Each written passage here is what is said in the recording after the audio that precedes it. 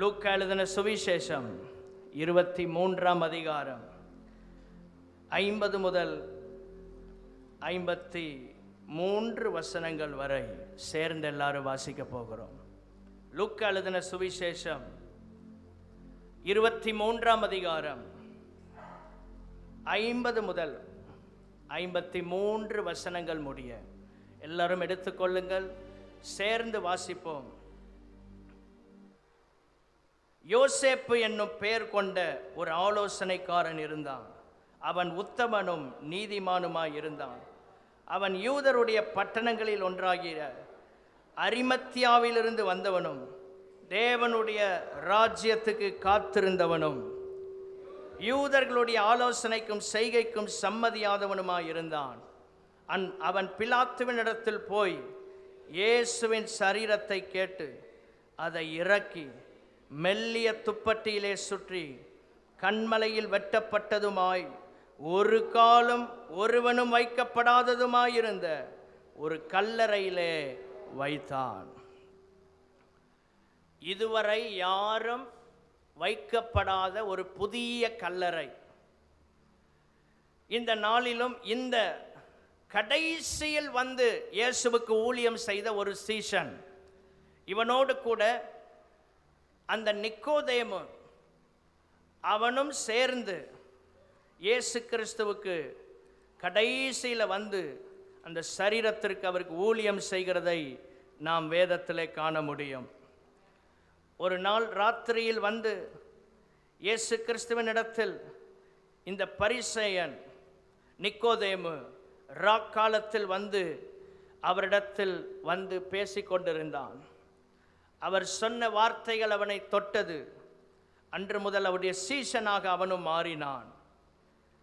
அந்த நிக்கோதேமு இந்த அரிமத்தியா ஊரானாகிய யோசேப்பும் சேர்ந்துதான் கடைசியில் அவருடைய சரீரத்திற்கு செய்ய வேண்டிய அனைத்தையும் செய்து முடித்தார்கள்.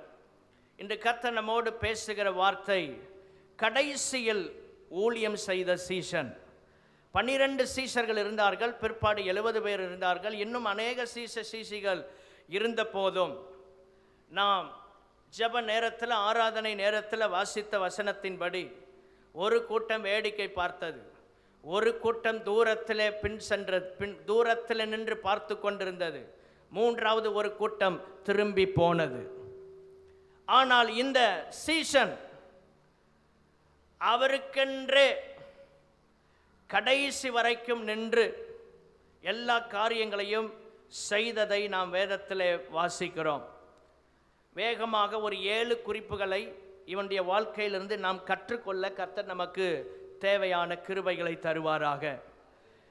நீங்கள் தேவ பிரசன்னத்தில் அமர்ந்திருக்கிறீர்கள். ஆராதித்து ஜபித்து அதே பிரசன்னத்தில் ஆண்டவருடைய வார்த்தை கேட்பது உங்களுக்கு மிக எளிதாக இருக்கும். கைகளை உயர்த்தி அல்லேலூயா சொல்லலாமா? ஸ்தோத்திரம். இவனை குறித்து நிறைய காரியங்கள் சொல்லப்பட்டிருக்கிறது. மார்க் எழுதின சுவிசேஷம் 15ஆம் அதிகாரம் 43ஆம் வசனத்திற்கு வரும்போது 15:43 கனம் பொருந்திய ஆலோசனைக்காரன் அப்படின்னா ஹானரபிள் கவுன்சிலர். அங்கே இருந்த யூதர்களுக்காக இருந்த அந்த ஆலோசனை சபையிலே, அந்த சபையில் 71 பேர் உறுப்பினர்களாக இருந்தார்கள். அதில் ஒருவன் இந்த அரிமத்தியா ஊரானாகிய யோசேப்பு. இவனை குறித்து வேதம் சொல்லுகிறது, a highly respected member of the Jewish council. அவன் உயர்ந்த ஒரு ஸ்தானத்தில், மதிப்புமிக்க ஒரு ஸ்தானத்தில் அந்த யூதர்களுடைய கவுன்சில் அவன் இருந்தான். இது எதை குறிக்கிறது? The life of a witness, சாட்சியின் ஜீவியம். இந்த சீசன் இவன் வாழ்க்கையிலிருந்து கற்றுக்கொள்ளுகிற முதல் அனுபவம். ஹானரபிள் கவுன்சிலர் அப்படின்னா எல்லாராலும் மதிக்கப்படக்கூடிய நிலையில் சாட்சியாக வாழ்ந்த ஒரு தேவ மனுஷன் இந்த யோசேப்பு. கைகளை உயர்த்தி அல்லேலூயா சொல்லலாமா? ஆண்டவரே, இன்றைக்கு எங்களுடைய வேலை ஸ்தலத்திலும் ஊழியத்திலும் குடும்பத்திலும் சாட்சியாய் நிற்கிற ஒரு சீஷனாய் கர்த்தர் எங்களை மாற்றுவீராக. கல்வாரி தியான ஆராதனையில் வந்திருக்கிற நாம் ஆண்டவரே, இந்த யோசேப்பை போல நாங்களும் ஒரு சாட்சியின் சீஷனாய், சாட்சியின் சீடனாய் எங்களை கர்த்தர் மாற்றுவீராக. ஆண்டவர் நம்மிடத்தில் எதிர்பார்க்கிற மிக பிரதானமான ஒன்று என்ன தெரியுமா? நம்மளை ஆண்டவர் வைத்த சூழ்நிலையில் கர்த்தருக்கு சாட்சியாக இருக்கிறது. இயேசு கிறிஸ்து அதைத்தான் பூமியிலே வந்தபோது மலை பிரசங்கத்தில் அவர் சொல்லுகிறார், நீங்கள் இந்த பூமிக்கு உப்பாய் இருக்கிறீர்கள், நீங்கள் இந்த உலகத்துக்கு வெளிச்சமாய் இருக்கிறீர்கள். அதான் சாட்சியின் ஜீவியம். Joseph is a disciple of the witness. அவன் சாட்சி உள்ள ஒரு சீஷனாக இருக்கிறான். நம்முடைய வாழ்க்கையில் ஆண்டவர் இன்றைக்கு எதிர்பார்க்கிற ஒன்று, ஆண்டவரே, எங்களை நீர் ரட்சித்து எங்களை அபிஷேகித்து சபையில் கொண்டு வந்ததின் பிரதான நோக்கத்தில் ஒன்று, உமக்கு நாங்கள் சாட்சிகளாய் இருக்க வேண்டும். அப்போஸ்தலர் 1:8 பரிசுத்த ஆவியானவர் நம்மேல் ஊற்றப்பட்டதின் நோக்கம் கூட சாட்சிகளாய் வாழ்வதற்காக. இந்த பலன் எதற்காக தெரியுமா? இந்த அனாயிண்டிங், இந்த அபிஷேகம், இந்த கிருபை சாட்சியாய் ஜீவிப்பதற்கு. எல்லாரும் சொல்லுங்க, சாட்சியாய் ஜீவிப்பதற்காகத்தான் ஆண்டவர் நமக்கு அபிஷேகத்தை கூட கொடுத்திருக்கிறார். அப்போ ஆவியானவரை பெற்றுக்கொள்ளும் போதுதான் நாம் சாட்சியுள்ள ஜீவியம் செய்ய முடியும். போகிற இடத்தில், எல்லா இடங்களிலும் ஆண்டவரே, உம்மை வெளிப்படுத்த கர்த்தர் எங்களுக்கு உதவி செய்வீராக. சீஷன் என்பவன், நல்ல கவனிங்க, இயேசுவை வெளிப்படுத்துகிறவன். எல்லாரும் சொல்லுங்க, இயேசுவை. ஆமா, இயேசுவை அறிவிக்கிறவன் மாத்திரமல்ல, இயேசுவை ரிவீல் பண்ணுகிறவன், வெளிப்படுத்துகிறவன். நம்மில் இருக்கிற இயேசுவை நாம் தான் வெளிப்படுத்த வேண்டும். ஆமென்.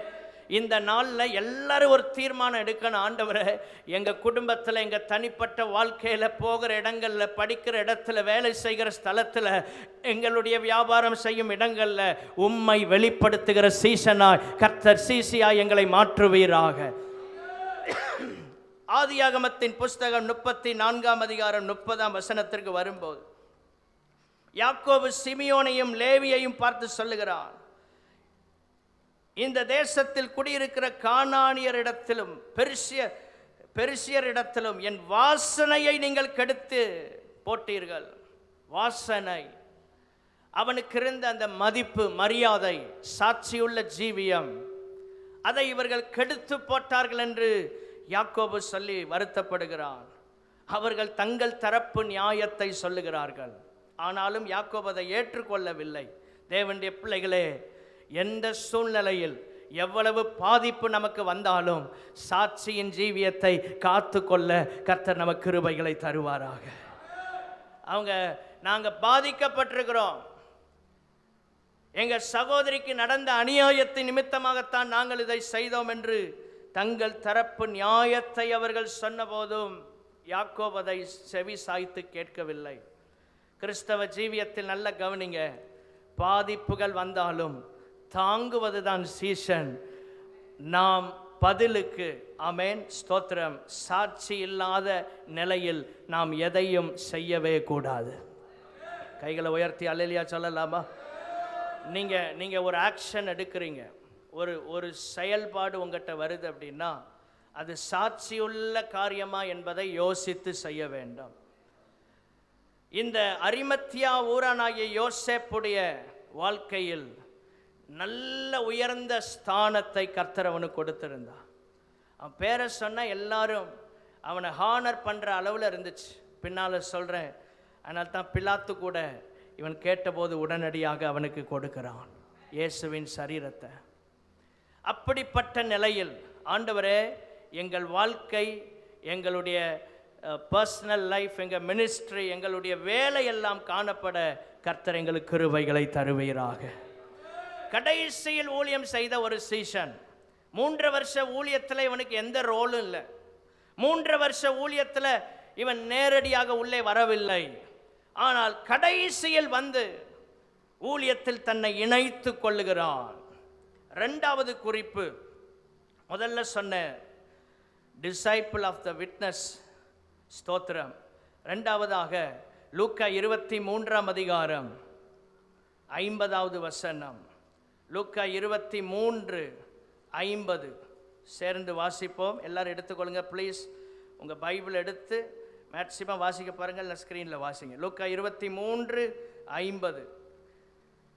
யோசேப் என்னும் பெயர் கொண்ட ஒரு ஆலோசனைக்காரன் இருந்தான், அவன் உத்தமனும் நீதிமானுமாய் இருந்தான். மெசேஜ் டிரான்ஸ்லேஷன் அதில் எப்படி சொல்லப்பட்டிருக்குன்னா, a man of good heart and good character. A man of good heart and good character. இன்றைக்கி ஆண்டவர் நம்மிடத்தில் எதிர்பார்க்கிறார் தெரியுமா? ஒரு சீசன் எப்படி இருக்கணும்னா, நல்ல இருதயமும் நல்ல பண்பும், அதாவது நல்ல குணாதிசயமும் நிறைந்த சீசனாக இருக்க வேண்டும். இந்த கல்வாரி தியான ஆராதனையில் அவருடைய பாடுகளை நினைவு கூறுகிற இந்த நேரத்தில், ஆண்டவரே, நீர் எதிர்பார்க்கிற நிலையில் எங்கள் இருதயமும் எங்களுடைய குணாதிசயமும் இருக்க கர்த்தர் உதவி செய்வீராக. நம்முடைய ஹார்ட்டும் முக்கியம், கேரக்டரும் முக்கியம். எல்லாரும் சொல்லுங்க, நம்முடைய ஹார்ட்டும் முக்கியம். நம்முடைய ஹார்ட் நல்லா இருந்தால் நம்முடைய கேரக்டரும் நல்லா இருக்கும்.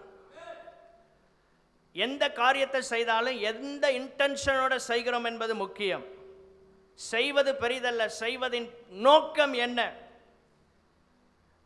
ரெண்டாவதாக ஜென்யூன் டிசைபிள், ஒரு உண்மையுள்ள நேர்மையான ஸ்தோத்திரம், ஒரு சீசன். இந்த யோசேப்பு, அரிமத்தியா ஊரானாகிய யோசேப் என்று சொல்லி நாம் பார்க்கிறோம். ஆண்டவர் அவனை ஆசீர்வதித்தார். ஸ்தோத்திரம். தேவனுடைய பிள்ளைகளே, இந்த ஆலோசனைக்காரன் உத்தமனாயிருந்தான், நீதிமானாயிருந்தான். அந்த நீதிமானுக்கு தான் ஆண்டவர் அந்த பாக்கியத்தை கொடுக்கிறார். ஸ்தோத்திரம். நல்ல கேரக்டர், நல்ல ஹார்ட், அது இருந்தாலே தேவன் நம்மளை ஊழியத்தில் பயன்படுத்திட்டே இருப்பார். கைகளை உயர்த்தி அல்லேலூயா சொல்லலாமா? ஆண்டவரே, என்ன செய்கிறோம் என்பது முக்கியம் அல்ல, என்ன நோக்கத்தோடு செய்கிறோம் என்பதுதான் முக்கியம். ஆமென். எங்கள் நோக்கம் சரியாக இருக்க வேண்டும் என்றால் எங்கள் ஹார்ட், எங்கள் இருதயம் ஆண்டவரே செம்மையாக இருக்க கர்த்தர் உதவி செய்யும். இந்த டிசைபிளுடைய வாழ்க்கையை பாருங்கள். இந்த சீசன் ஜென்யூனாக இருக்கிறான், நல்ல இருதயம், சுத்த இருதயம் நமக்குள்ளே வரணும்னா 1 யோவான் 1:7 அவர் ஒளியில் இருக்கிறது போல நாமும் ஒளியிலே நடந்தால் ஒருவரோடு ஒருவர் ஐக்கியப்பட்டிருப்போம். நம்முடைய கர்த்தராகிய இயேசு கிறிஸ்துவின் ரத்தம் சகல பாவங்களை நீக்கி நம்மை சுத்திகரிக்கும். இந்த இயேசுவின் ரத்தம் சுத்த இருதயத்தை நமக்குள்ள கொண்டு வருது. இயேசுவின் ரத்தம் நல்ல குணாதிசயத்தை நம்ம வாழ்க்கையில் கொண்டு வருது. ஒரு நாள் இயேசுவின் ரத்தத்தால் கழுவப்பட்டு ரட்சிக்கப்பட்டது உண்மை. ஆனால் ஒவ்வொரு நாளும் இந்த இரத்தத்தால் நாம் சுத்திகரிக்கப்படுவது அவசியம். கைகளை உயர்த்தி அல்லேலூயா சொல்லலாமா? நம்முடைய சுத்திகரிப்பு, ஆண்டவர் முதலாவதாக இயேசுவின் இரத்தத்தினால் நம்மை சுத்திகரிக்கிறார். இரண்டாவது வேத வசனத்தினால் நம்மை சுத்திகரிக்கிறார். மூன்றாவது பரிசுத்த ஆவியானவரால் நாம் சுத்திகரிக்கப்படுகிறோம். இதெல்லாம் ரொட்டீனா டெய்லி நடக்கணும். இந்த சுத்திகரிப்பு இந்த 3 நிலைகளில் நடந்துகிட்டே இருக்கணும். இயேசுவின் ரத்தம், வேத வசனம், பரிசுத்த ஆவியானவர். எல்லாம் சொல்லுங்க, இயேசுவின் ரத்தம், வேத வசனம், பரிசுத்த ஆவியானவர். திருத்துவ தேவன் மாதிரி, ஆவி ஆத்மா சரீரம் மாதிரி 3 நிலைகளில் பரிசுத்தப்படணும். இயேசுவின் ரத்தம் கழுவணும், வசனம் கழுவும், செய்தியை கேட்க கேட்க பரிசுத்தம் அடைவோம். பரிசுத்த ஆவியானவரும் நம்மை பரிசுத்தப்படுத்தி கொண்டே இருக்கிறார். எபிரேயர் 9:14 எபிரேயர் 9:14 சேர்ந்து வாசிப்போம். நித்திய ஆவியினாலே தம்மை தாமே பழுதற்ற பலியாக தேவனுக்கு ஒப்பு கொடுத்த ஜீவனுடைய இரத்தம், கிறிஸ்துவினுடைய இரத்தம் ஜீவனுள்ள தேவனுக்கு ஊழியம் செய்வதற்கு உங்கள் மனசாட்சியை செத்த கிரியைகள் அற சுத்திகரிப்பது எவ்வளவு நிச்சயம். இந்த இயேசுவின் ரத்தம் தான் நம்முடைய மனசாட்சியை சுத்திகரிக்கிறது. எதற்காக சுத்திகரிக்கிறது? ஜீவனுள்ள தேவனுக்கு ஊழியம் செய்வதற்காக. கைகளை உயர்த்தி சொல்லுங்க, ஜீவனுள்ள தேவனுக்கு ஊழியம் செய்வதற்காகத்தான் ஆண்டவருடைய ரத்தம் நம்மை சுத்திகரித்திருக்கிறது.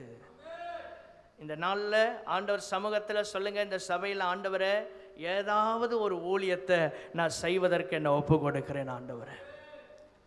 சிலரையாகிலும் அக்கினியிலிருந்து இழுத்து தேவராஜ்யத்துக்குள்ள சபைக்குள்ள கொண்டு வர என்ன ஒப்பு கொடுக்கிறேன்.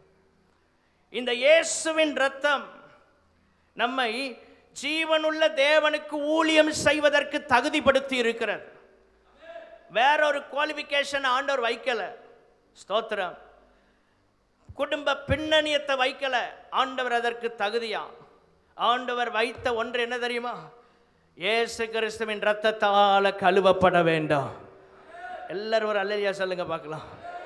இந்த இயேசுவின் இரத்தத்தால் கழுவப்பட்ட அத்தனை பேரும் இயேசுவுக்கு இந்த சபையில் நம்ம ஏதாவது ஒரு ஊழியம் செய்யணும். ஜீவனுள்ள தேவனுக்கு இரத்த சிந்தனை. இயேசு மரித்து அதோட மண்ணோட மண்ணாக போகவில்லை. அடக்கம் பண்ணப்பட்டவர் 3ஆம் நாள் உயிரோடு கூட எழுந்தார். ஆகவே தான் அவரை குறித்து எபிரேய நிருபாக்கியோன் விதமாக எழுதுகிறார், அவர் தேவன் என்று சொல்லவில்லை, ஜீவனுள்ள தேவனுக்கு ஊழியம் செய்வதற்கு. ஆமென். அவர் ஜீவிக்கிறவர். அல்லேலூயா. சத்தமா ஒரு அல்லேலூயா சொல்லலாமா? ஜீவனுள்ள தேவனுக்கு ஊழியம் செய்ய. ரோமர் 5ஆம் அதிகாரம் 9வது வசனம்.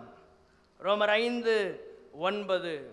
இந்த இயேசு கிறிஸ்துவின் இரத்தம், இப்படி நாம் அவருடைய இரத்தத்தினாலே நீதிமான்களாக்கப்பட்டிருக்க கோபாக்கினைக்கு நீங்களாக அவராலே நாம் ரட்சிக்கப்படுவது அதிக நிச்சயமாம்.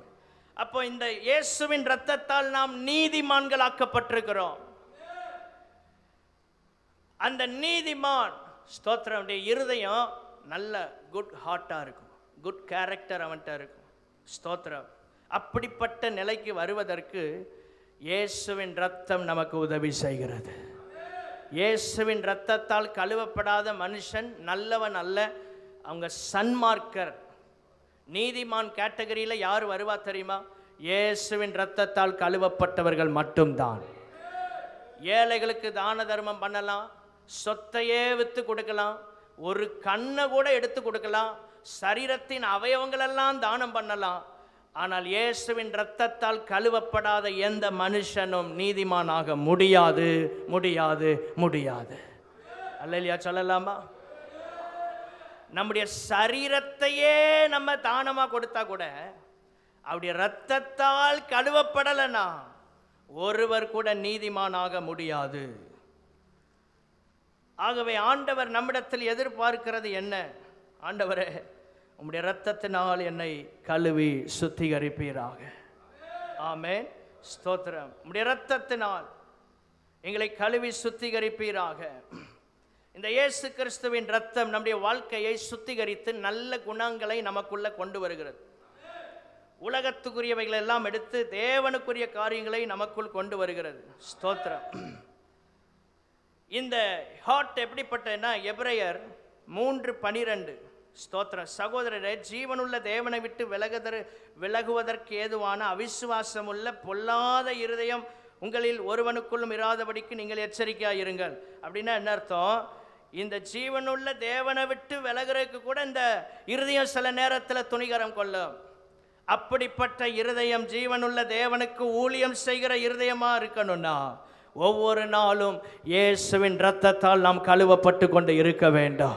ஒவ்வொரு நாளும் சுத்திகரிக்கப்படுகிற அனுபவத்திற்குள் நாம் இருக்க வேண்டும். கைகளை உயர்த்தி கேளுங்க. ஆண்டவரே, ஒவ்வொரு நாளும் உம்முடைய இரத்தத்தினால் என்னுடைய ஆவி, ஆத்துமா, சரீரம் சுத்திகரிக்கப்படுவதாக, சுத்திகரிக்கப்படுவதாக. ஆமென். எல்லாரும் இணைந்து ஒரு அல்லேலூயா சொல்லாமா? கொஞ்சம் அப்படியே சைடில் அப்படியே சரிஞ்சு இருக்கிறவங்க, கொஞ்சம் இப்போ தான் 1ஆம் வானத்திலேருந்து 2ஆம் வானத்துக்கு போனவங்க எல்லாம் சேர்ந்து கையை உயர்த்தி ஒரு அல்லேலூயா சொல்லாமா? 3ஆம் வானத்துக்கு போனாலும் கீழே வந்து தான் ஆகணும்.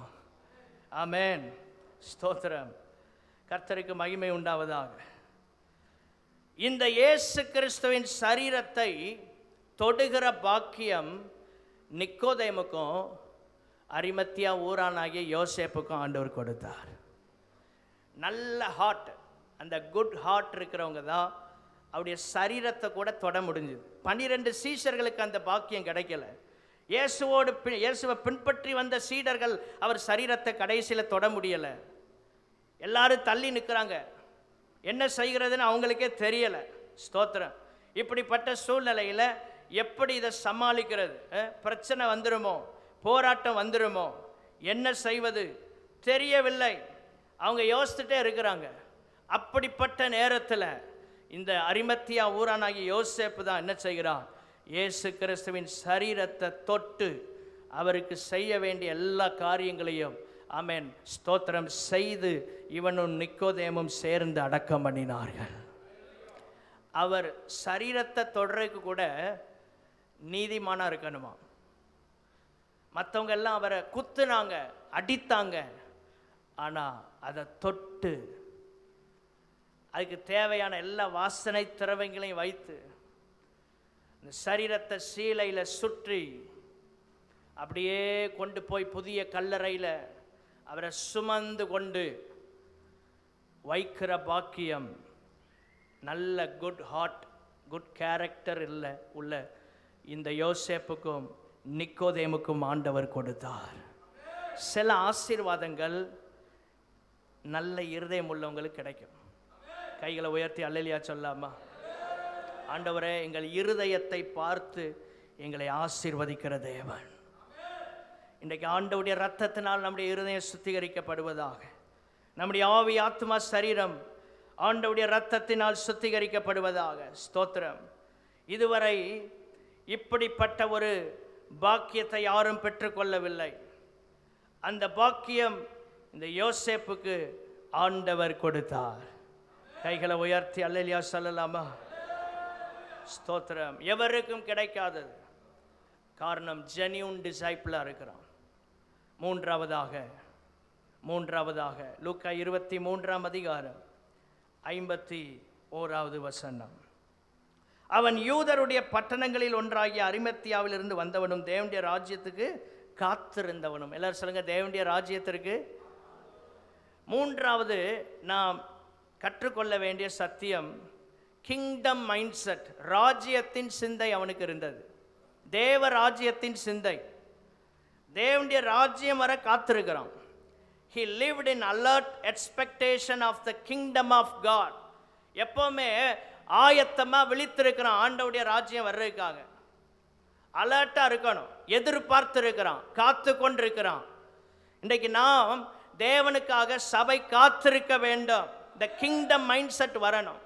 அநேக நேரம் நம்ம செல்ஃபை ரொம்ப கவனிக்க ஆரம்பிச்சிடுறோம். ஆண்டவரே, என்ன கவனிக்கிறதிலும் என்னுடைய குடும்பத்தை கவனிக்கிறதிலும் நான் என்னுடைய காலங்களை போக்கி விடாதபடி உமக்காக உம்முடைய ராஜ்யத்திற்காக நான் காத்திருக்க எதையாகிலும் செய்ய கர்த்தர் எங்களுக்கு கிருபைகளை தருவீராக. கைகளை உயர்த்தி அல்லேலூயா சொல்லலாமா? அந்த கிங்டம் மைண்ட் செட் நமக்குள்ள வரணும். தேவ ராஜ்யத்தின் சிந்தை.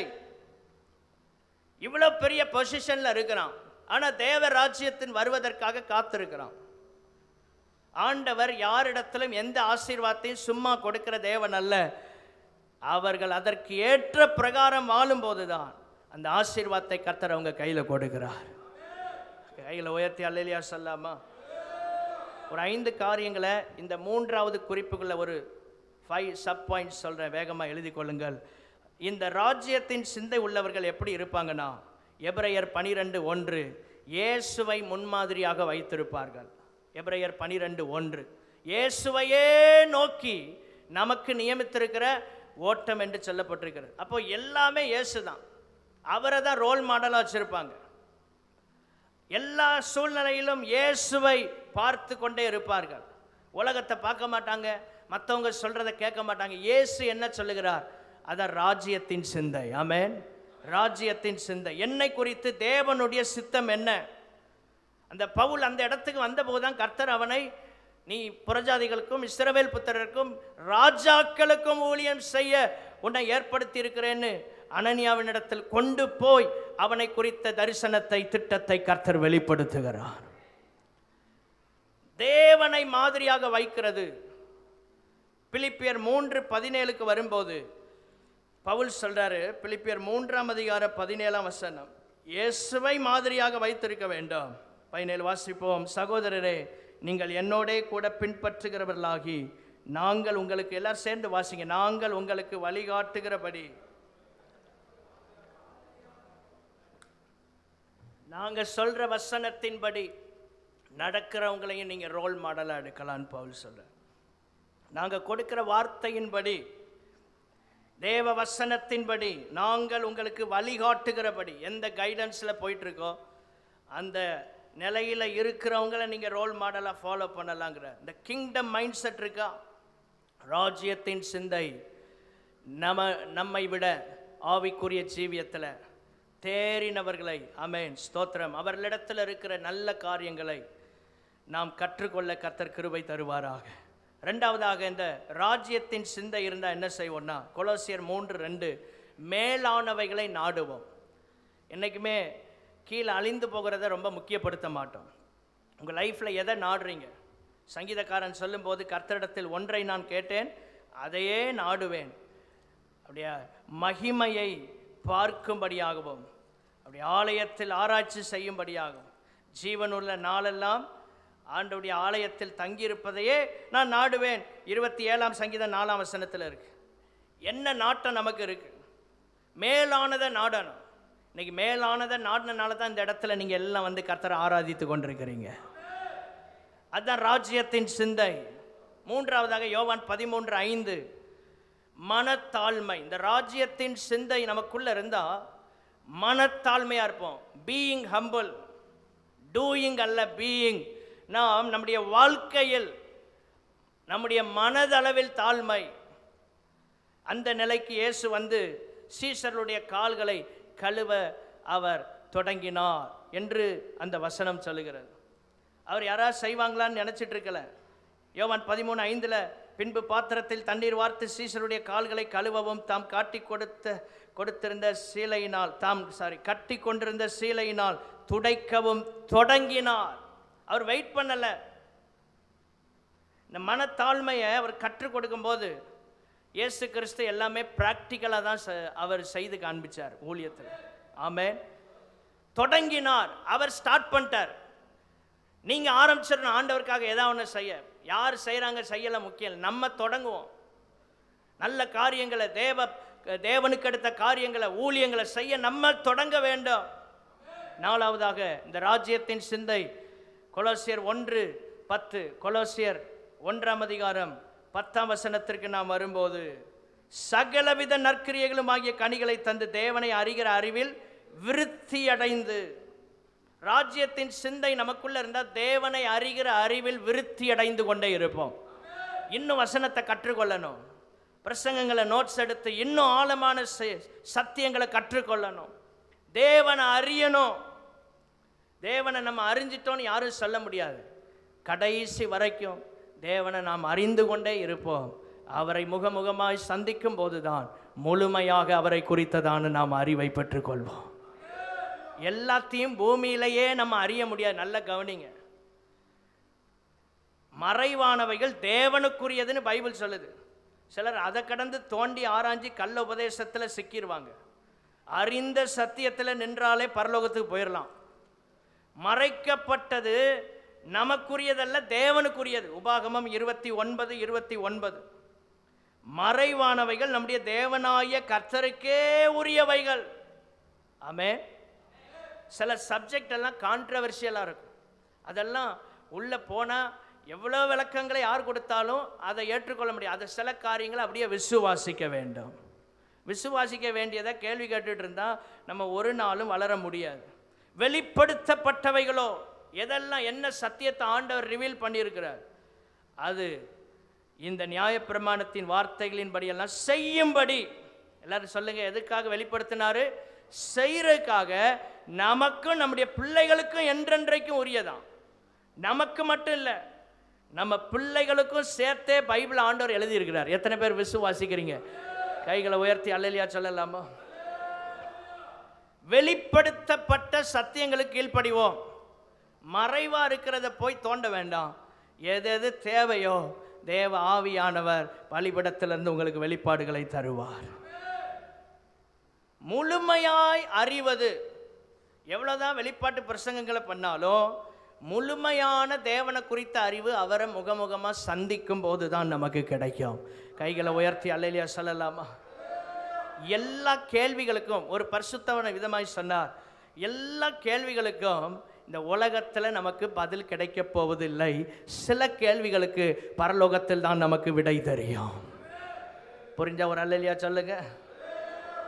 நான் பதில் தெரிஞ்சாத்தான் கீழ்ப்படிவேன், பதில் தெரிஞ்சாத்தான் சர்ச்சுக்கு வருவேன், பதில் தெரிஞ்சாத்தான் நான் ஞானஸ்நானம், பதில் தெரிஞ்சாத்தான் ஊழியம் செய்வேன் அப்படின்னா ஒரு காலம் செய்ய முடியாது. மறைவானவைகள் கர்த்தருக்குரியவைகள், வெளிப்படுத்தப்பட்டவைகளோ நமக்கும் நம்முடைய பிள்ளைகளுக்கும். அதை செய்வதற்காகத்தான் வெளிப்படுத்துறார்.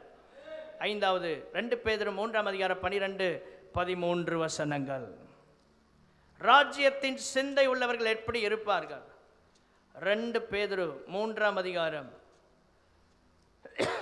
12-13. தேவனுடைய நாள் சீக்கிரமாய் வரும்படிக்கு மிகுந்த ஆவலோടെ காத்திருங்கள்.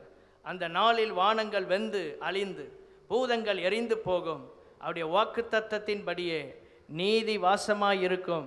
புதிய வானங்களும் புதிய பூமியும் உண்டாகும் என்று காத்திருக்கிறோம்.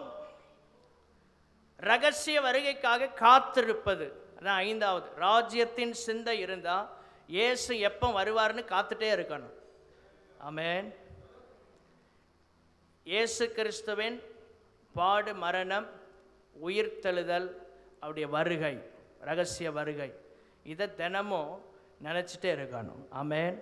அவருடைய பாடு, மரணம், அவருடைய உயிர்த்தெழுதல், அவருடைய ரகசிய வருகை, தினமும் இதை கொஞ்சம் திங்க் பண்ணி பாருங்க. தினமும் நினச்சிட்டே இருக்கணும். இயேசு எப்போ வரப்போகிறார், இயேசு எப்போ வரப்போகிறார். இது நம்முடைய வாழ்க்கையில் ரொம்ப முக்கியம். 4வதாக இந்த கடைசியில் ஊழியம் செய்த சீசனுடைய 4வது அவனுடைய வாழ்க்கையிலிருந்து கற்றுக்கொள்ள வேண்டிய 4வது சத்தியம். ஸ்தோத்திரம். யோவான் எழுதின சுவிசேஷம் 19ஆம் அதிகாரம் 38வது வசனம். யோவான் 19:38. இவைகளுக்கு பின்பு அரிமத்தியா ஊரானும் யூதருக்கு பயந்ததினால் இயேசுவுக்கு அந்தரங்க சீசனுமாகிய யோசேப்பு இயேசுவின் சரீரத்தை எடுத்துக்கொண்டு போகும்படி பிலாத்துவின் இடத்தில் உத்தரவு கேட்டான். பிலாத்து உத்தரவு கொடுத்தான். ஆகையால் அவன் வந்து இயேசுவின் சரீரத்தை எடுத்துக்கொண்டு போனான். இன்னொரு வசனத்தை வாசிப்போம். மார்க்கு 15:41. மார்க்கு 15:41. 15:41.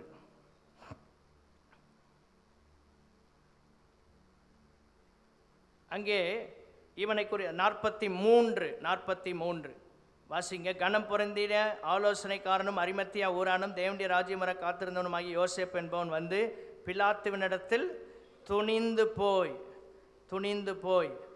அப்படின்னு சொல்லப்பட்டிருக்கு. யோவான் 19:38 யூதருக்கு பயந்ததினால், யோவான் 19:38 யூதருக்கு பயந்ததினால் இயேசுவுக்கு அந்தரங்க சீசனாக இருந்தானோ, அங்கே துணிந்து போனான்னு சொல்லப்பட்டிருக்கு. 4வது குறிப்பு, a disciple growing in spiritual life, progressing disciple. அதுக்கு ஒரு வார்த்தை கொடுக்கணும்னா அப்படி சொல்லலாம், முன்னேற்றம் அடையும் சீசன், தேறுகிற சீசன். ஸ்தோத்திரம். ப்ராக்ரஸ் அப்படின்னா முன்னேற்றம். நம்ம லைஃப்பில் ஒவ்வொரு நாளும் ஆண்டவரை பின்பற்றுவதில் முன்னேற்றம் அடைந்து கொண்டே இருக்கணும். இவனுடைய ஆரம்ப நிலையை பாருங்க. யூதருக்கு பயந்தவன், அதனால்தான் அந்தரங்க சீசன். வெளிப்படையாக அவன் ஆண்டவர் ஆராதிக்க வரல. 3 வருஷம் ஊழியத்தில் அவனுக்கு எந்த பங்கும் இல்லை. காரணம் பயம். ஆனால் இப்பொழுது அவனுடைய வாழ்க்கை, அந்த சீசனுடைய வாழ்க்கையில் ஒரு வளர்ச்சி, ஒரு முன்னேற்றம். அந்தரங்க சீசன் பகிரங்க சீசனாக மாறுகிறான். பயந்து போய் இருந்தவன் துணிந்து போகிறான். எல்லாரும் சொல்லுங்க, பயந்து போனவன் துணிந்து போகிறான். இதான் நம்ம கிறிஸ்தவ வாழ்க்கையில் ஒரு முன்னேற்றம் தேவை. ஆண்டவரே, இருக்கிற நிலையிலேயே நாங்கள் இராதபடி ஒரு முன்னேற்றம் அடைகிற சீசியாக கர்த்தர் எங்களை வாழ்க்கையை மாற்றுவீராக. பயந்திருந்த சீசன் துணிந்து போகிற சீசனாக மாறினான். எல்லா கைகளை உயர்த்தி சொல்லுங்க, பயந்திருந்த சீசன் துணிந்து போகிற சீசனாக மாறினான். ப்ராக்ரஸிங் டிசைபிள், நாளுக்கு நாள் முன்னேற்றம். ஏன்? ஆங்கில ஒரு டிரான்ஸ்லேஷன் சொல்லுகிறது, he was a disciple of Jesus but secretly because he was intimidated by the Jesus. அதாவது by the Jews என்று சொல்லப்பட்டிருக்கு. யூதர்களால் மிரட்டப்பட்டானாம். யூதர்களால் மிரட்டப்பட்டான். அவனை மிரட்டிட்டாங்க. நீ இயேசுநாதரை பின்பற்றினா உனக்கு என்ன நடக்கும் பாரு. அப்படி மிரட்டப்பட்டவன், பயந்து போனவன், இப்போ மிரட்டலுக்கும் உருட்டலுக்கும் பயப்படலை. இப்போ சொல்கிறான், இயேசுவின் சரீரத்தை என் கல்லறையில் வைத்தே ஆகணும், யார் வர்றாங்களோ வரலையோ நான் போய் அதை செய்ய போகிறேன் என்று சொல்லி அவனும் நிக்கோதேமும் முன்னால் வர்றாங்க. ஆண்டவரே, எங்கள் வாழ்க்கையில் ஆரம்பம் ஒருவேளை பேதுருவை போல பயந்து மறுதளிக்கிறதா இருந்தாலும் வர வர தேரின் அனுபவத்திற்குள் வந்து உமக்காக ஏதாவது ஒன்றை செய்வதற்கு கர்த்தர் எங்களுக்கு கிருபைகளை தருவீராக. பயப்படுற சீசனை வச்சு ஒன்றும் சாதிக்க முடியாது. சர்ச்சில் ஊழியத்தில் பயம் வந்துட்டுனா ஆண்டவர் நம்மளை யூஸ் பண்ணவே முடியாது. பயந்து அவன் அந்தரங்க சீசனாக இருக்கிறான். He was a disciple of Jesus, but secretly அந்தரங்க சீசன். அவன் அந்த அந்தரங்கத்தில் யாரும் பார்க்காம இருதயத்தின் அளவில் இருந்து உண்மையாக இருக்கிற ஆண்டவர் அவங்களை பின்பற்றி அவங்களுக்கு தெரியும். ஆண்டவர் அவனை வெளியே கொண்டு வர்றார். கிறிஸ்தவ வாழ்க்கையில் எப்பொழுது அந்தரங்க சீசனாகவே அந்தரங்க ஊழியனாக இருக்கக்கூடாது. சபையில் முன்னால் நின்று ஒவ்வொரு காரியங்களையும் செய்வதற்கு ஆண்டவர் வாய்ப்புகளை தரும்போது தைரியமாக முன்னால் வர கர்த்தர் கிருபைகளை தருவாராக. கையை உயர்த்தி அல்லேலியா சொல்லுங்க. அல்லேலியா சொல்லலைன்னா என்ன சொல்கிறது? எல்லாரும் ஒரு அல்லேலியா சொல்லலாமா? ஆண்டவரே, எங்களுக்கு அந்த கிருபையை கர்த்தர் தருவீராக. இவனை மிரட்டுனாங்க. உலகம் உங்களை பயமுறுத்தும். ஸ்தோத்திரம். இந்த ஜூயிஷ் யூதர்கள் இவனை மிரட்டி பார்க்குறாங்க. இப்போ உனக்கு பெரிய பொறுப்பில் இருக்கிற, போஸ்டிங் காலியாயிரும், வேலை போயிடும், சம்பளம் பாதிக்கப்படும், இயேசுவண்ட போனால் பிரச்சனை இல்லை, ஐ டோன்ட் கேர் அப்படின்னு வரணும். எத்தனை பேர் அந்த அனுபவத்துக்குள்ளே வர விரும்புகிறீங்க? என்ன நடந்தாலும் இயேசுநாதர்காண்டி, சர்ச்சுக்காண்டி, ஊழியத்துக்காக எதனாலும் சாக்ரிஃபைஸ் பண்ணுற ஒரு கிருபை. கொலோசியர் 1:28, எந்த மனுஷனையும் கிறிஸ்து இயேசுவுக்குள்ளாக தேறினவனாக நிறுத்தும்படி ஆண்டவர் எனக்கு கொடுத்த தரிசனத்தில் ஒன்று, என்னிடத்தில் கர்த்தர் கொடுக்கிற ஆத்துமாக்களை நல்ல நிலையில் உருவாக்குகிற ஒரு தரிசனத்தை தான் ஆண்டவர் எனக்கு கொடுத்திருக்கிறார். நான் மற்றவர்களை குறித்து, மற்ற ஊழியர்களை குறித்து சொல்லவில்லை, எனக்கு கொடுத்ததை நான் சொல்லுகிறேன். என் வாழ்நாளில் அநேக ஆயிரங்களை கர்த்தருடைய முழு நேர ஊழியத்திற்காக கொண்டு வர வேண்டும் என்பது ஆண்டவர் எனக்கு கொடுத்த ஒரு தரிசனம். இந்த சபையிலிருந்து உங்கள் பிள்ளைகளில் ஒருவர் ஊழியத்துக்கு வரணும். ஒரு பிள்ளை தான் வச்சிருக்கணும் பாஸ்டர், அதை ஆண்டவருக்காண்டி கொடுங்க. அல்லேலூயா. ஒன்னே ஒன்று, கண்ணே கண்ணுன்னு, அது இயேசுநாதருக்காக. அல்லேலூயா சொல்லலாமா? உங்கள் வாழ்க்கையில் அந்த ப்ராக்ரஸ் நடந்துகிட்டே இருக்குன்னா, தேறுகிற அனுபவம் வரணும்னா 3 காரியங்களை கொலோசியர் 1:28 சொல்கிறேன். 3 காரியங்கள். முதலாவது மென்டார். உங்களை உருவாக்குறதுக்கு ஒரு மென்டார் இருக்கணும். அது பாஸ்டர். ஸ்தோத்திர. சபையில் அதுதான் போதகர ஆண்டவர் வைத்திருக்கிறார்.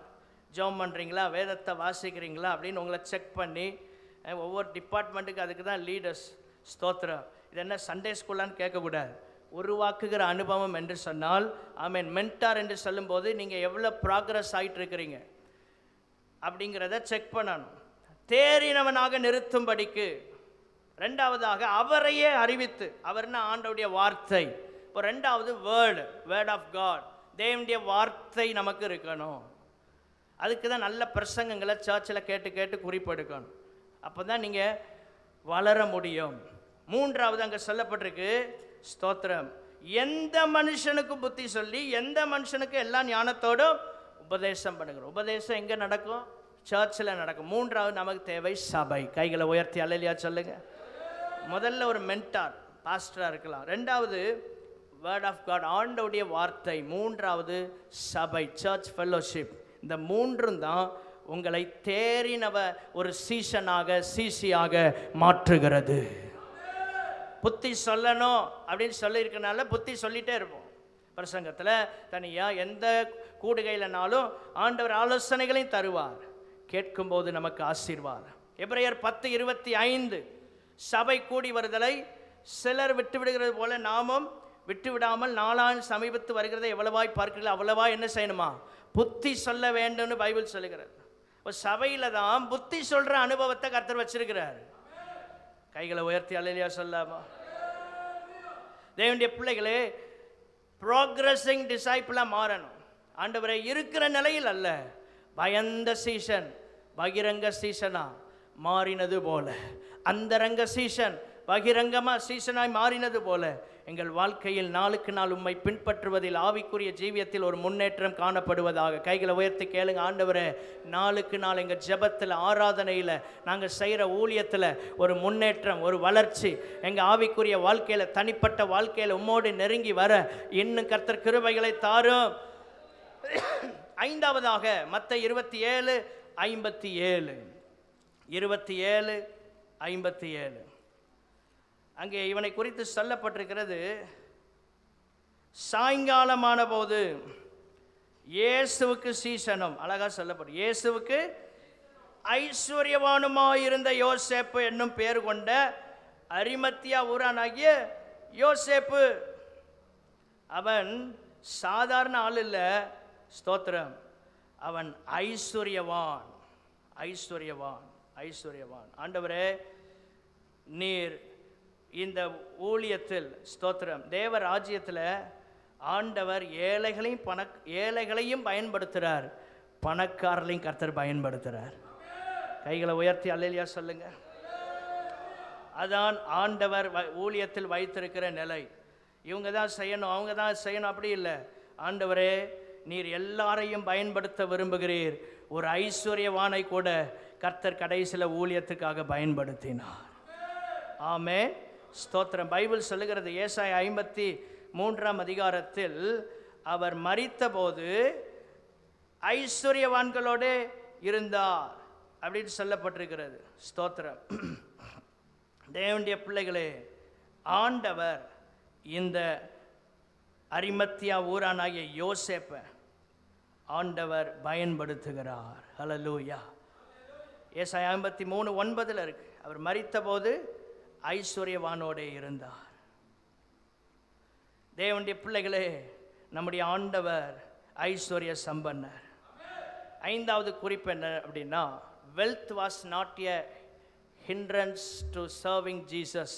அதாவது நம்முடைய ஆசீர்வாதங்கள், நம்முடைய செல்வாக்கு, நமக்கு ஆண்டவர் கொடுத்த ஆசீர்வாதங்கள் இயேசுவை பின்பற்றுவதற்கு ஒரு தடையாக இருக்காது. எத்தனை பேர் விசுவாசிக்கிறீங்க? ஒரு ஆமென் சொல்லுங்க. இந்த உலக காரியங்கள், ஸ்தோத்திரம், இது ஒரு தடையாக இருக்கல, மாறாக ஊழியத்திற்கான ஒரு கருவியாக மாறியது இந்த அரிமத்தியா ஊரானாகிய யோசேப்புக்கு. The disciple who utilizes wealth, அதாவது அவனுடைய செல்வாக்கை, அவனுடைய ஆசீர்வாதங்களை அவன் இயேசுவின் ஊழியத்துக்காக பயன்படுத்துகிறான், அதை யூட்டிலைஸ் பண்றான். நமக்கு இருக்கிற இன்ஃப்ளூயன்ஸை, நமக்கு இருக்கிற செல்வாக்குகள் தேவனுக்காக பயன்படுத்தப்பட வேண்டும். கைகளை உயர்த்தி அல்லேலூயா சொல்லலாமா? இந்த செல்வாக்கை பயன்படுத்தி தான் பிலாத்துட்ட போறான், அவர் சரீரத்தை கேட்டு வாங்குற. அந்த ரோமர்கள் சிலுவையில் இவங்களை அடிக்கும் போது சரீரத்தை இப்படி கொண்டு வர முடியாது, அப்படியே தொங்கிட்டே தான் இருக்கும். பறவைகள், பட்சிகள் வந்து பட்சிக்க விடுவாங்க. அந்த குற்றவாளிகளுக்கு தண்டனை தான், குற்றவாளிகளுக்கு தண்டனை. எல்லாருக்கும் அது ஒரு எச்சரிக்கையாக இருக்குன்னா, அது சிலுவையில் தொங்க விடப்படும் என்று சரித்திரம் சொல்லுகிறது. இல்லைன்னா குழியில் தூக்கி வீசி எறிவாங்களாம். ரோம வழக்கம் அதுதான். ஆனால் இவன் தன்னுடைய செல்வாக்கை பயன்படுத்தி, இன்ஃப்ளூயன்ஸை பயன்படுத்தி, நல்ல கவனிங்க, அவன் இயேசுவின் சரீரத்தை கேட்டு வாங்குகிறான். சபையில் செல்வாக்கு மிகுந்தவர்களும் கர்த்தருக்காக பயன்பட வேண்டும். கைகளை உயர்த்தி அல்லேலூயா சொல்லுங்க. வர்ற நாட்களில் ஆண்டவரே, எங்கள் சபையில் ஏழைகள், பணக்காரர்கள், பெரிய பெரிய ஆண்டவரே பிஸ்னஸ் மேன் எல்லாம், ஆண்டவரே இன்ஃப்ளூயன்ஸ் உள்ள அதிகாரிகள், அரசு அதிகாரிகள் இந்த சபையில் வர கர்த்தர் கிருபைகளை தருவீராக. ஜெபிக்கிறவங்க அல்லேலூயா சொல்லலாமா? இன்ஃப்ளூயன்ஸ் இருப்பது தப்பல்ல, இன்ஃப்ளூயன்ஸை எதற்காக பயன்படுத்துகிறோம் என்பது தான் முக்கியம். நமக்கு ஆண்டவர் கொடுத்திருக்கிற செல்வாக்குகளுக்காக ஆண்டவரை ஸ்தோத்திரம் பண்ணணும். சில இடங்களில் நீங்கள் போனாலே காரியம் நடந்துடும், நீங்கள் ஃபோன் போட்டாலே அந்த விஷயம் நடந்துடும். இது கர்த்தர் உங்களுக்கு கொடுத்த செல்வாக்கு, இதை தேவனுக்காக பயன்படுத்துங்கள். The disciple who utilizes wealth, அந்த செல்வாக்க ஆசீர்வாதங்களை தேவனுக்காக பயன்படுத்த சீசனா மாறணும். நம்மிடத்தில் உள்ள ஒன்று தேவனுக்கு பயன்படாவிட்டால் அது உலகத்திற்கு பயன்பட்டு வீணாக போகும். மறுபடி சொல்றேன், நம்மிடத்தில் உள்ள ஒன்று தேவனுக்காக பயன்படாவிட்டால் அது உலகத்துக்காக பயன்பட்டு வீணாக போகும். ஆண்டவரே, எங்களிடத்தில் நீர் கொடுத்த எல்லாவற்றையும் உமக்காக பயன்படுத்த கர்த்தர் கிருபைகளை தருவீராக. வலது கரத்தை உயர்த்தி சொல்லுங்க, ஆண்டவரே, என்னிடத்தில் நீர் தந்தவைகளை உமக்காக பயன்படுத்த கர்த்தர் உதவி செய்யும். A disciple who uses influence for Jesus, செல்வாக்கை இயேசுவுக்காக பயன்படுத்தணும். இப்படி சொல்றேன், சபையில் இன்ஃப்ளூயன்ஸை பயன்படுத்தக்கூடாது, சபைக்காக இன்ஃப்ளூயன்ஸை பயன்படுத்தணும். கைகளை உயர்த்தி அல்லேலூயா சொல்லலாமா? சபையில் இன்ஃப்ளூயன்ஸை பயன்படுத்தக்கூடாது, சபைக்காக இன்ஃப்ளூயன்ஸை பயன்படுத்தணும். ஆண்டவரே, ஊழியத்திற்காக, தேவ ராஜ்யத்திற்காக எங்களுக்கு இருக்கிற செல்வாக்குகளை பயன்படுத்த உதவி செய்யும். ஆலோசனை சபையின் உறுப்பினர் என்ற முறையில் ஸ்தோத்திரம், அவனுக்கு இருந்த அந்த உயர்ந்த செல்வாக்கு, அந்த அந்தஸ்து, அதை வைத்து அவன் இயேசுவின் சரீரத்தை கேட்டு வாங்குறான். இந்த இன்ஃப்ளூயன்ஸ் இருந்தனால தான் அந்த இடத்துல அந்த சரீரத்தை வாங்க முடிந்தது. நம்ம வாழ்க்கையில் ஆண்டவர் சில நேரங்களில் அவருடைய சித்தத்தை நாம் சரியாய் செய்யும் போது இன்ஃப்ளூயன்ஸ் உள்ள நபர்களை கொண்டு நம்முடைய காரியங்களை ஜெயமாய் முடிப்பதற்கு கர்த்தர் அங்கங்கே தேவையான ஆட்களை வைத்திருப்பார். எத்தனை பேர் விசுவாசிக்கிறீங்க? அவர் மார்பில் சாய்ந்து உறங்கின யோவானை குறித்து இங்கே சொல்லப்படலை. அவனை குறித்து எந்த தகவலும் இல்லை. அவருடைய சரீரத்தை கேட்டு வாங்கும்போது எங்கே போனாங்கன்னு தெரியலை. ஆனால் ஒரே ஒரு சீசன், இந்த அந்தரங்க சீசன் வந்தான் என்றால், தேவனுடைய பிள்ளைகளே, ஆண்டவர் எல்லாவற்றையும் அழகாய் நேர்த்தியாய் செய்கிற தேவன். பிதாவின் சித்தத்தை செய்த இயேசுவுக்கு சகலமும் நன்மையாக, ஆமென், அழகாக செய்வதற்கு கர்த்தர் ஆயத்தம் பண்ணி வைத்தார். தேவ சித்தத்தை செய்கிறவங்க வாழ்க்கையில கடைசி காலத்தை குறித்து கவலைப்படவே வேண்டாம். எல்லாத்தையும் ஆண்டவர் அற்புதமா செய்வாரு. நம்பின ஒரு அல்லேலூயா சொல்லுங்க. உங்களுக்கு பணம், பொருள், வீடு, ஆஸ்தி, சொத்து ஒன்று இல்லட்டாலும் பரவாயில்ல. நீங்கள் ஆண்டவருக்குள்ளே இருந்த, ஆண்டவருடைய சீசனாக இருந்தால், உண்மையாக இருந்தால், உங்கள் காரியங்களை எல்லாம் கர்த்தர் பொறுப்படுத்திக் கொள்வார். கைகளை உயர்த்தி அல்லேலூயா சொல்லலாம். பஸ்காவுக்கு மேல் வீட்டை ஆயத்தம் பண்ணின சொன்ன இயேசு கிறிஸ்து, அவர் சென்ற இடமெல்லாம் ஆயத்தங்களை செய்ய வைத்தவர். தன்னுடைய மரணத்திற்கு பிற்பாடு தன் சரீரத்திற்கு என்ன செய்ய வேண்டும் என்று சொல்லி சீசர்களுக்கு அவர் இன்ஸ்ட்ரக்ட் பண்ணலை. காரணம், அந்த இடத்துல சீசர்களால் ஒன்றும் செய்ய முடியாது என்பதை ஆண்டவர் அறிந்திருந்தார். சீசர்களும் பயந்து போனார்கள், சோர்ந்து போனார்கள். அந்த இடத்துல வேலை செய்கிறதுக்கு தான் ஒரு அந்தரங்க சீசனை கர்த்தர் பகிரங்க சீசனாக கொண்டு வர்றார். ஊழியத்தின் ஒவ்வொரு கட்டத்தில், ஒவ்வொரு காலகட்டத்திலும் கர்த்தர் அதற்கு தேவையான ஆட்களை எழுப்பி தம்முடைய வேலையை செய்து முடிப்பா. நம்பினா கைகளை உயர்த்தி அல்லேலூயா சொல்லலாமா? உங்க செல்வாக்கு இயேசுவுக்காக பயன்படட்டும். இந்த செல்வாக்கு, இந்த ஆசீர்வாதங்கள் தேவனை நீங்கள் பின்பற்றுவதற்கு தடையாக இருக்காது. ஆமென். இந்த வேலையினால தான் நான் வர முடியல, இல்லை எனக்கு பிஸ்னஸ் ரொம்ப டைட், அதனால தான் என்னால் ஒன்றும் செய்ய முடியல. இல்லை, நீங்கள் மனம் வைத்தால் இந்த நிலையிலிருந்து கர்த்தருக்காக ஏதாவது ஒன்றை செய்ய முடியும். ஆமென், ஸ்தோத்திரம். Wealth were not an obstacle but rather a tool for ministry. உடைமைகள், தேவன் நமக்கு கொடுத்த மேன்மைகள், ஆசீர்வாதங்கள் எல்லாம் தடையா இருக்காது. தேவனுடைய பிள்ளைகளை ஊழியத்திற்கான ஒரு கருவியாக அதை மாற்ற வேண்டும். கைகளை உயர்த்தி அல்லேலூயா சொல்லலாமா? ஆண்டவரே, ஊழியத்திற்கான கருவிகளாய் அது மாறுவதாக. ஆறாவதாக லூக்கா 23ஆம் அதிகாரம் 51வது வசனம். லூக்கா 23:51 சேர்ந்து வாசிப்போம். கடைசி பகுதி. யூதர்களுடைய ஆலோசனைக்கும் செய்கைக்கும் சம்மதியாதவனுமாய் இருந்தான். எல்லாரும் சொல்லுங்க, யூதர்களுடைய ஆலோசனைக்கும் செய்கைக்கும் சம்மதியாதவனுமாய் இருந்தான். அந்த 71 பேர் இருந்த ஆலோசனை சபையில் அவன் இருந்த போதும் he had not gone along with the plans and actions of the council. அந்த கவுன்சிலுடைய நடவடிக்கைகளுக்கும் திட்டங்களுக்கும் உடன்படாதவனாக இருந்தான். கைகளை உயர்த்தி ஆமென் சொல்லுங்க. நீங்க வேலை ஸ்தலமா இருக்கலாம், தேவன் விரும்பாத ஒரு காரியத்துக்கு அங்கே உடன்படக்கூடாது. உங்கள் ஆஃபீஸில் ஒர்க் பண்ணுற எல்லாரும் அதுக்கு உடன்படலாம், நீங்கள் உடன்படக்கூடாது. அவன் தான் தானியேல், அவன் தான் சாத்ராக் மேஷாக் ஆபேத்நேகோ.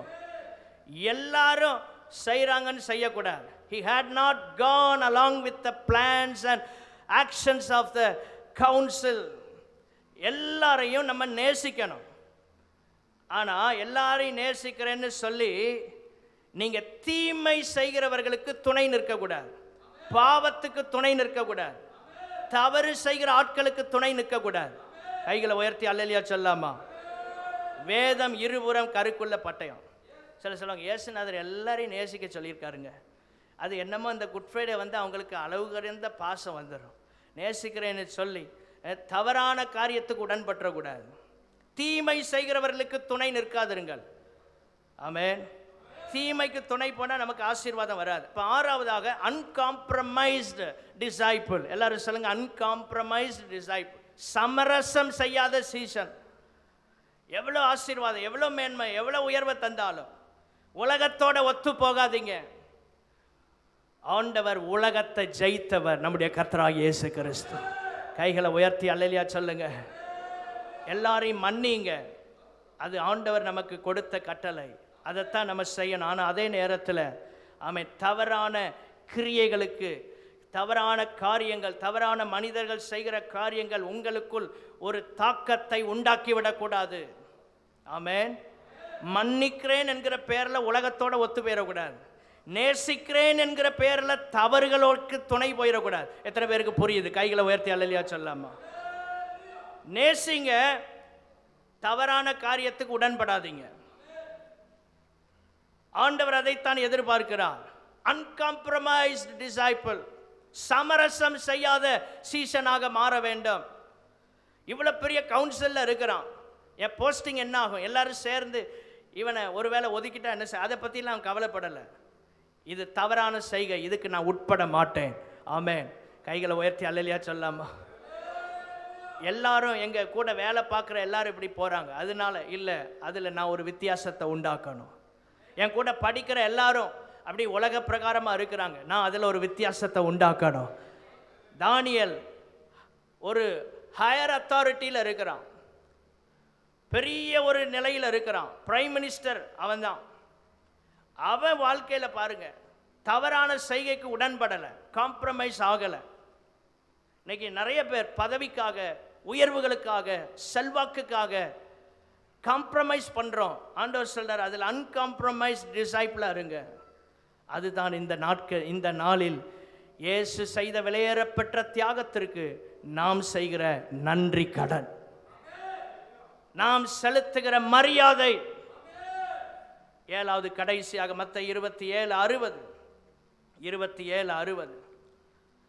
ரொம்ப ஆச்சரியமான உண்மை என்னவென்றால், யாரும் செய்ய முடியாததை அரிமத்தியா ஊரானாகிய யோசேப்பு செய்து முடித்தார். The disciple who gave his very best to God. அவன் மிக சிறந்ததையே தேவனுக்கு கொடுக்கிற சீசனாக இருந்தான். ஏழாவது குறிப்பு, உங்க வாழ்க்கையில் மிக சிறந்ததையே தேவனுக்கு கொடுக்கிற சீசியா மாறுங்க. புதிய கல்லறை, இதுவரை யாரும் வைக்கப்படாத ஒரு கல்லறை, கண்மலையில் வெட்டப்பட்ட கல்லறை, இதுவரைக்கும் பயன்படுத்தாத ஒரு புதிய கல்லறை, இருப்பதில் சிறந்ததை தேவனுக்கு கொடுத்த யோசேப்பு. கைகளை உயர்த்தி அல்லேலூயா சொல்லலாமா? இதுக்கு தேவை வேற ஒன்றும் இல்லை, ஆண்டவராகிய இயேசு கிறிஸ்துவின் மேல் உள்ள அன்புதான் இதை செய்ய முடியும். இரண்டாவதாக, இந்த அன்பு மாத்திரம் அவனுக்கு இல்லை, தியாகமும் அவனுக்கு இருந்தது. ஏனென்றால் யூதர்கள் வழக்கத்தின்படி அந்த சரீரத்தை இவன் தொட்டபடியினால் அவன் தீட்டு 7 நாட்கள் தீட்டில் தான் இருக்குமா, அவன் பண்டிகை கொண்டாட முடியாது. பஸ்கா பண்டிகையிலிருந்து வரிசையாக பண்டிகை வருது. இந்த பண்டிகை கொண்டாட முடியாத நிலைக்கு அவன் தள்ளப்பட்டாலும் பரவாயில்ல, என் இயேசுவின் சரீரத்தை நான் தொட்டு அடக்கம் செய்ய வேண்டும். அதான் சாக்ரிஃபிஷியல் லவ். அன்பு, தியாகம் செய்கிற அன்பு. உண்மையான அன்பு என்ன தெரியுமா? நம்மை பாதிக்கிற அளவில் நேசிக்கணும். எல்லாரும் சொல்லுங்க, நம்மை இயேசுநாதர் மேல அன்பு வச்சனால எனக்கு ஏதாவது பாதிப்பு வந்திருக்கான், என் நேரம் பாதிக்கப்பட்டிருக்கும், என் சரீரம் பாதிக்கப்பட்டிருக்கலாம், எல்லாம் பாதிக்கப்பட்டிருக்கலாம், ஆஸ்தி சொத்து எல்லாம். அதான் சாக்ரிஃபிஷியல் லவ். ஏதோ ஒன்றை இருப்பதில் ஒன்றை கொடுப்பது அல்ல. ஆண்டவரே, எங்களை பாதிக்கிற அளவில் உம்மை நேசித்து காண்பிக்க எங்களுக்கு கிருபைகளை தருவீராக. எத்தனை பேர் அந்த அன்புக்குள் வர விரும்புறீங்க? அந்த சாக்ரிஃபிஷியல் லவ் தான் என்ன செய்ததென்றால், இயேசுவுக்காக தன்னிடத்தில் உள்ள சிறந்ததை அர்ப்பணித்தது. ஏதோ ஒன்றை செய்து போவோம் என்று வரவில்லை. இந்த இடத்துல வலது கையை வைத்து தீர்மானம் எடுங்க. ஆண்டவரே, உம்முடைய ராஜ்யத்திற்காக எங்கள் வாழ்க்கையில் எல்லாம் சொல்லுங்க, உம்முடைய ராஜ்யத்துக்காக நாங்கள் எங்களிடத்தில் இருந்து சிறந்ததை அர்ப்பணிக்க உதவி செய்யும். The disciple who gave his very best to God. ஆண்டவரே, எங்களிடத்தில் இருப்பதில் ஆமென் மிக சிறந்ததை உமக்கு கொடுக்கிற ஒரு சீஷனா சீஷியா எங்களை மாற்றும். என்ன நடந்தது? ஆசீர்வாதம் என்ன கிடைச்சது தெரியுமா? தேவனுடைய பிள்ளைகளே, சிறந்ததை கொடுத்த யோசேப்பு ஆண்டவராக இயேசு கிறிஸ்து அதை ஏற்றுக்கொண்டார். யார் அவருக்கு பெஸ்ட்டாக கொடுக்குறாங்களோ, 3ஆம் நாள் உயிர் தெழுந்து மறுபடியும் அவன்கிட்டையே அதை கொடுத்துட்டு திரும்பி போயிட்டார். கைகளை உயர்த்தி அல்லேலூயா சொல்லுங்க. அந்த கல்லறை அவர் ஏற்றுக்கொள்ளலை. எதை அவருக்கென்று அர்ப்பணிக்கிறோமோ அதை கர்த்தர் ஒரு விதத்தில் நமக்கு திரும்ப ஆசீர்வாதமாக தருவார். தேவனுக்காக கொடுத்து தரித்திரன் ஆயிட்டேன், தேவனுக்காக ஒன்று அர்ப்பணித்து நான் ஏழையாக போயிட்டேன், இந்த உலகத்தில் யாருமே சொல்ல முடியாது. இருப்பதில் சிறந்ததை, முழு பலத்தை, பெஸ்ட், வெரி பெஸ்ட் ஆண்டவர் கொடுங்க. தி பெஸ்ட்டை கொடுங்க. ஆண்டவர் சர்வ வல்லமை உள்ள தேவன். அவர் கொடுத்ததை 3ஆவது நாள் திரும்ப அவன்கிட்ட கொடுத்துட்டு அவர் போயிட்டார். 40ஆவது நாள் பரமேறி போயிட்டார். கைகளை உயர்த்தி அல்லேலூயா சொல்லுங்க. தேவனுடைய பிள்ளைகளே, தேவனுக்காக அர்ப்பணிக்கிற அனைத்தையும் கர்த்தர் நமக்கு பல நிலைகளில் திருப்பி தர அவர் போதுமான தேவனாய் இருக்கிறார். ஹல்லேலூயா. அப்படிப்பட்ட ஒரு சீசனை எங்களை மாற்றுங்க ஆண்டவரே. அவன் பண்டிகை கொண்டாட முடியவில்லை. அங்கே இருந்த எல்லாரும் பண்டிகை கொண்டாடின போது அவன் தீட்டுப்பட்டவனாக ஒதுக்கப்பட்டு போனான். இயேசுவின் சரீரத்திலே அவனுடைய கரங்கள் பட்டபடியினார். அவனும் நிக்கோதேமும் அதை குறித்து கவலைப்படவில்லை. அந்த சடலத்தை அவன் தொட்டு அதுக்கு தேவையான எல்லாத்தையும் செய்தனால 7 நாளுக்கு அவன் தீட்டுப்பட்டவன். அந்த ஆண்டில் உள்ள அந்த நாட்களில் நடக்கிற பண்டிகைகளை அவன் கலந்து கொள்ள இயலவில்லை. சரித்திரம் சொல்லுகிறது, அந்த பண்டிகையில் அவன் கலந்து கொள்ளவில்லை. ஆனால் தேவனுடைய அன்பு அவனுக்குள் நிறைந்தபடியினால் அவருடைய ராஜ்யத்திலே பங்குள்ளவனாய் மாறினான். பண்டிகையில் பங்கு கிடைக்கவில்லை, ராஜ்யத்தில் பங்கு கிடைத்தது. ஆண்டவரே, உமக்காக நாங்கள் சில காரியங்களை செய்யும் போது எங்கள் வாழ்க்கையில் பாதிப்புகள் வரலாம், ஊழியங்களை செய்யும் போது பாதிப்புகள் வரலாம். உண்மையான அன்பை குறித்து நான் ஒரு டெஃபினிஷன் கொடுக்கிறேன். என்னை பாதிக்கிற அளவுக்கு நான் செலுத்துகிற அன்பு தான் உண்மையான அன்பாக இருக்க முடியும். ஆண்டவரே, மேலோட்டமாய் அல்ல, ஆழத்திற்குள் வளைய போடு என்று சொன்னது போல அன்பின் ஆழத்திற்குள் வர கர்த்தர் கிருபைகளை தாரும் என்று இருக்கிற இடத்தில் எழுந்து நின்று